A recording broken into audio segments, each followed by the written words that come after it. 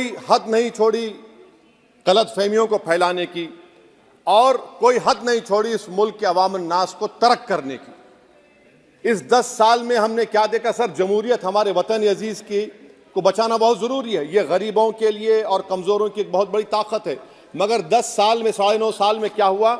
सिर्फ एक शख्स को मजबूत कर दिया गया, एक मजहब को मजबूत कर दिया गया, एक आइडियोलॉजी, एक नजरिए को मजबूत कर दिया गया, एक शनाख्त को सब शनाख्त के आगे दूसरी शनाख्तों को मिटाने की कोशिश की गई, एक जबान को मजबूत कर दिया गया। तो हमारी जमहूरियत तो खोखली हो चुकी है। और सर, कोई भी हुकूमत और पार्टी सिर्फ जबर और इस्तेसाल पर कायम नहीं रह सकती है सर। दूसरा पॉइंट सर जो मैं आपके सामने अर्ज करना चाह रहा हूं, CAA के कानून के ताल्लुक से मरकजी एक वजीर ने अखबार में बयान दिया कि हम 8 दिन में करने वाले हैं। आप 8 दिन में करेंगे, 8 दिन में एहतजाज शुरू होगा मुल्क के कोने कोने में। आप CAA को मजहब से खत्म कर दीजिए, मजहब से जोड़ेंगे तो आपका इरादा बुरा है। आप भारत की अक़लियतों को, भारत के मुसलमानों को, दलितों को आप परेशान करने का आपका इरादा है। सर, दूसरी बात यह है कि CAA के खिलाफ क्यों हम हैं? क्योंकि सीमांचल के मुसलमान को आप बांग्लादेशी कहते हैं। कोई मिनिस्टर मुझे कहता है कि घुसपैठी है, रोहिंग्या है। तो CAA को मजहब से जोड़ना गलत था, उसको निकालिए। मगर हमारे देश के प्रधानमंत्री सर, वतन अजीज के वजीर आजम, मैं बड़ी जिम्मेदारी के साथ कह रहा हूं कि मैं अपने बचपने में जब हिस्ट्री पढ़ता था तो मैंने एक स्टैचू की फोटो देखी थी, प्रीस्ट किंग ऑफ मोहनजोदारो। ऐसा लगता है कि वैसा ही लग रहा है कि प्रधानमंत्री नहीं है बल्कि पुजारी सम्राट बन चुके हैं वो। और मैं क्यों कह रहा हूं कि हमारे सदर जमहूरिया ने कहा था कि 22 जनवरी एक तारीखी दिन है, बिल्कुल तारीखी दिन है। 22 जनवरी की बुनियाद 6 दिसंबर 92 को रखी गई। 22 जनवरी की बुनियाद 86 में ताले खोलकर रखी गई। 22 जनवरी की बुनियाद GB पंत ने रखी थी, इसीलिए तारीखी दिन है। और तारीखी दिन इसलिए भी है कि सर, इसी ऐवान में 16 दिसंबर 1992 को हमने एक रेजोल्यूशन पास किया था। आप बताइए कि आज इस मुल्क में चाहे कोई सेकुलर पार्टी का हो या जो भी हो, वाले सब सेकुलर है, बुरा मैं हूं, किसी में हिम्मत नहीं है कि 6 दिसंबर की बात की जाए। और वो तारीखी दिन इसलिए भी है सर, इंसाफ करने वालों में एक NCLT के चेयरमैन, एक गवर्नर और एक नामजद शुदा रुकने पार्लियामेंट बैठे हुए थे। अब आप बताइए मेरे पास बचा क्या है? बचा यह है कि आर्टिकल 32 बचा है जिसको बाबा साहब अम्बेडकर ने दिया। आज मुल्क के 17 करोड़ मुसलमान भारत के वजीर आजम पर एतमाद भरोसा नहीं करते, बिल्कुल नहीं करते, बता रहा हूं, खुल के कह रहा हूं। अगर आप आर्टिकल 32 का ड्यू प्रोसेस ही खत्म कर देंगे तो फिर मेरे पास क्या बचेगा सर? क्या बचेगा? मैं तो यहां खड़े होकर वो सुप्रीम कोर्ट के मायानाज बेबाक वकील दुष्यंत दवे की तरह तो नहीं कह सकता। मुझे आज भी रूल ऑफ लॉ में भरोसा है, मुझे आज भी कानून पर, संविधान पर भरोसा है, मगर ड्यू प्रोसेस तो फॉलो होना चाहिए। ड्यू प्रोसेस फॉलो नहीं हो रहा।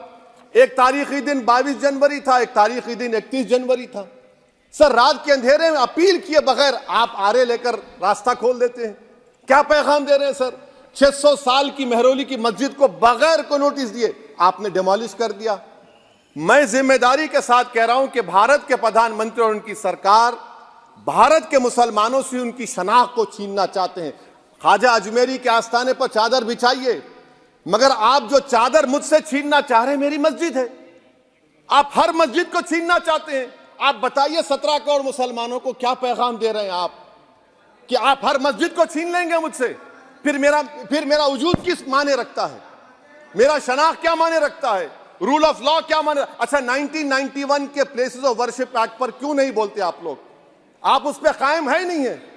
आप 500 साल की बात करते। मैं आपसे कहता हूं भाई, 500 साल पे मत जाइए, बौद्ध पे जाइए, जैनिज्म पे जाइए, शैविज्म पे जाइए, कहां रुकेंगे? अरे, इस देश को आजादी मिली 47 में, संविधान मिला हमको बाबा साहब अम्बेडकर का, बराबरी का।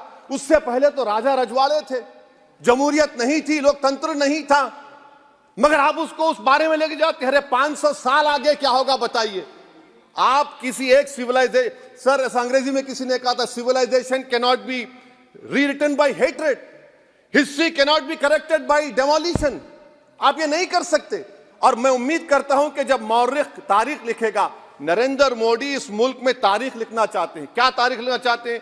कि मैंने इस देश को गांधी अंबेडकर के देश को मैंने हिंदू राष्ट्र बना दिया। मैं उम्मीद करता हूं कि हमारे भारत के हमारे हिंदू भाई देश के प्रधानमंत्री की सोच को नाकाम करेंगे। उन पर है, अब देखते हैं क्या होता है। सर, नेबरहुड फर्स्ट की पॉलिसी है। नेबरहुड फर्स्ट क्या हो रहा है सर? हम सोशल मीडिया के जरिए फॉरेन पॉलिसी चला रहे हैं। मालदीव छोटा मुल्क, वो हमको आंख दिखा रहा है, चीन की गोद में बैठ गया। हमारे लद्दाख में हमारे जो लोग जानवर को लेकर घास चराए जाते, वहां पर चीन की आर्मी आके रोक रही। बताइए, बांग्लादेश चीन की गोद में बैठा हुआ है। आप गैलेंट्री अवार्ड दे रहे हैं, क्यों दे रहे हैं? कि चीन बैठा हुआ है। तो आपका बफर जोन गया कहां भाई साहब? आपका बफर जोन तो कहां गया नहीं मालूम, गायब हो गया बफर जोन। और दूसरी बात सर, आप ये भी देख लीजिए कि यहां पर मैं आपको इंपॉर्टेंट पॉइंट ये बताना चाह रहा हूं सर। ये हम बोलते हैं India middle east economic corridor, कितना पैसा है बताइए, वो नहीं बताया जाता। अच्छा सर, सबसे तकलीफ दे बात मेरे लिए है कि भारत ने यूनेस्को का इलेक्शन पाकिस्तान से हार गया। हम पाकिस्तान से हार गए, ये आपकी फॉरेन पॉलिसी है। यूनेस्को के इलेक्शन हम पाकिस्तान से हार गए। अच्छा, मामला इजराइल का, फलस्तीन का, गाजा का आया। अक्टूबर में 10,000 लोग मर गए, हमने यूएन में सीज फायर की तायीद नहीं की। दिसंबर आया, 20,000 मर गए, तो हमने तायीद कर दी। क्यों तायीद की? क्योंकि ग्लोबल साउथ को हमको फॉलो करना पड़ रहा है। भारत ग्लोबल साउथ को फॉलो कर रहे, मेरे लिए तकलीफ दे बात है। यह आपकी नाकामी का बहुत बड़ा सबूत है। इसीलिए हम बता रहे हैं कि यह सरकार की बहुत से नाकाम। सर, अलीगढ़ मुस्लिम यूनिवर्सिटी, आखिरी पॉइंट, अलीगढ़ मुस्लिम यूनिवर्सिटी। सर, आप उत्तर प्रदेश से आते हैं। सर, 81 में एक्ट पास हुआ। हमारा लॉ ऑफिसर कोर्ट में कहता है कि मैं पार्लियामेंट के एक्ट को नहीं मानता। कैसे नहीं मानते सर? क्या नरेंद्र मोदी ने पार्लियामेंट को नॉमिनेट किया या पार्लियामेंट ने नरेंद्र मोदी को प्रधानमंत्री बनाया? बताइए। 81 के एक्ट को नहीं मानते। सर, 2 ही तो सेंट्रल यूनिवर्सिटी है मुसलमानों के। 1,80,000 आप ही के सरकार के दौर में मुसलमान हायर एजुकेशन निकल गए। आप अलीगढ़ मुस्लिम से छीनना चाह रहे हैं। Theory of separation of powers में एग्जीक्यूटिव हमको डिक्टेट करेगा। मेरी आवाज तो पार्लियामेंट है, अब मेरी आवाज के खिलाफ एग्जीक्यूटिव सुप्रीम कोर्ट में बोलता है। अलीगढ़ मुस्लिम यूनिवर्सिटी से इतनी नफरत क्यों है आपको? वहां पर तो हिंदू भाई भी पढ़ते हैं। सर, ये अलीगढ़ मुस्लिम यूनिवर्सिटी का मामला है सर। तो मैं आपसे इस बात पर, इस शेर पर अपनी बात को खत्म कर रहा हूं सर। आप भी उर्दू दां हैं जी। मसीहाओं को जब भी आवाज दी है, अहमद फराज का शेर है जी जी। मसीहाओं को जब भी आवाज दी है, पलट कर आगे हर बार कातिल।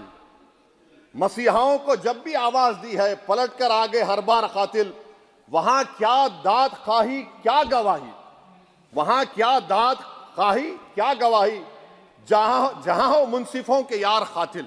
सर, मैं फिर से हुकूमत से मुतालबा करता हूं कि अल्पसंख्यक समाज के बजट के स्कॉलरशिप को आप डिमांड ड्रिवन करिए।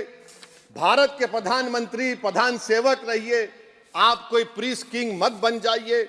आप जीतेंगे, कौन जीतेंगे देश तय करेगा। मगर याद रखिए, 17 करोड़ मुसलमान आज गम और गुस्से में हैं और इस बात को महसूस कर रहे हैं, इस बात को महसूस कर रहे हैं कि प्रधानमंत्री को हम नोट नहीं दिए मगर हमारा प्रधानमंत्री है। आखिर ये प्रधानमंत्री 17 करोड़ मुसलमानों की उनकी शनाख्त को कैसे मिटा रहे हैं, कैसे उनको आप मार्जिनलाइज कर रहे हैं। इसीलिए सर, मैं उम्मीद करता हूं कि हमारे सेकुलरिज्म जो है, वो मैं पॉलिटिकल सेकुलरिज्म कभी नहीं माना।